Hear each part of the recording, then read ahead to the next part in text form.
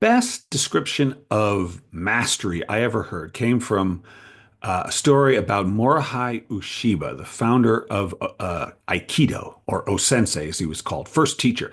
And I took the martial arts for a while, and Aikido is a defensive martial art. And the premise in Aikido is that your balance is your strength. If you stay balanced, if you don't go off balance, leaning too far forward or too far back or left or right, you have your greatest strength and you can throw your opponent as they come at you and attack you because all attacks are off balance, according to O-sensei. So story goes that there's O-sensei. He's demonstrating in class, and one of his students who's been training with him for years, is watching him, is just flabbergasted, just watching and how grounded he is. And after the class, he goes up to O-sensei and he says, "Teacher, O-sensei, I was just watching you.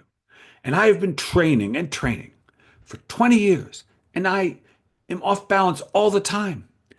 And then I watch you train, and you are never off balance. How do you do it?" No, Sensei goes, "Oh, no, no, no, no, no. I am frequently off balance. I am just very fast to get back on balance."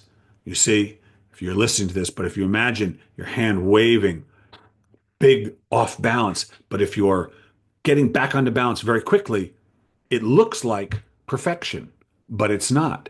In the same way, when a great gymnast is walking on a balance beam, Simone Biles is doing her routines on the balance beam. It looks like she's perfect, but she's constantly adjusting, constantly adjusting.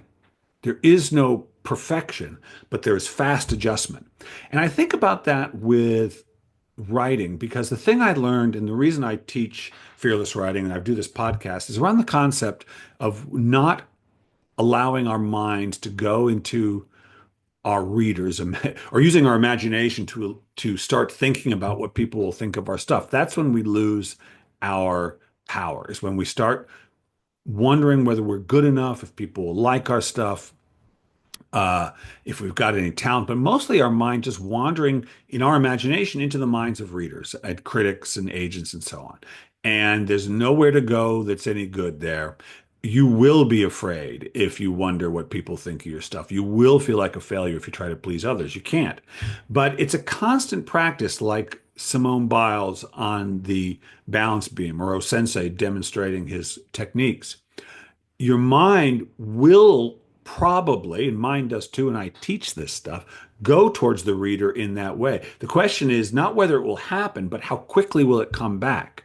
How little time will you spend wondering if you're any good, wondering if it's good enough? Because nothing good comes of that kind of thinking. And the good part of thinking things like, I wonder if I'm good enough, just like Simone Biles on the balance beam, if you tilt left or right, your body will tell you.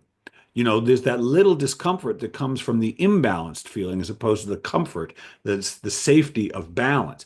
And so if you're a gymnast, you are paying close attention to your body. So the tiniest little wobble, you feel it, you can adjust. You feel it, you can adjust.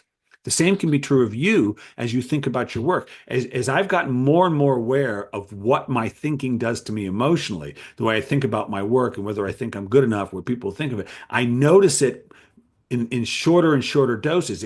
I recognize it more and more quickly so that I don't go down the long rabbit hole of thinking I'm no good and that I suck and all this stuff and I can't ever, this will never go anywhere. I notice the thought when it first comes and I let it go. I notice when it first comes and I let it go. It still comes. But if you notice it fast, you don't get momentum going on it and you can get back to thinking about the kind of stuff you want. That's the practice. It is a practice every day. Really, when you're not writing, but for sure when you are writing, you pay attention to what you're thinking and don't allow thoughts of judging your work based on what you think other people will think of it, but just the practice of, is this what I wanted to say? Is this the story I want to tell? Does this satisfy me? That's a question that keeps you on the balance beam. Is this any good? Is there a market for you? That takes you off the balance beam, but it's practice every single day. And the more you practice, the faster you come back on balance, the faster you come back on balance until somebody says, it seems like you're never worried, but maybe you are. You just come back to your feeling of confidence so quick, it looks like it's perfect. Right? Yes. Hey, thanks for listening. I do love sharing these with you. And if you don't want to miss a dose, hit subscribe. And if you like it, say so. I love to hear from you. So until next week, This is Bill Kenower. Stay fearless.